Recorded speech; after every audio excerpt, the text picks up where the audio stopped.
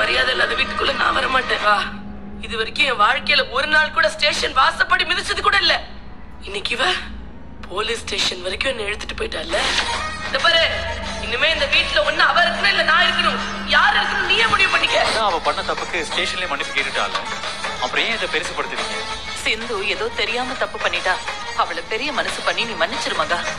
அக்கா, இத்தனை வருஷமா இந்த வீட்டுல உங்க உப்ப தின்னுட்டு வாழ்ந்தவன் நானு. என் புருஷன் கையால் ஆகாத ஆளுங்கிறதுனால என் சுய கௌரவத்தை விட்டு என் 2 பிள்ளைங்களுக்காக நான் இந்த வீட்டுல இருந்திருக்கேன். என் சுய கௌரவத்தை விட்டுட்டு என்னால இருக்க முடியாது.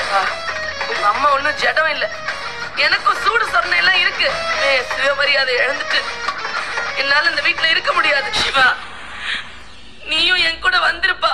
எனக்கு ஒருவேளை கஞ்சி ஊத்து அது போதும். இனிமே இந்த வீட்டுல என் சுய கௌரவத்தை விட்டுட்டு என்னால வாழ முடியாது. மகா, ஓ வீடு என் வீடுன்னு பிரிச்சு பேசுற.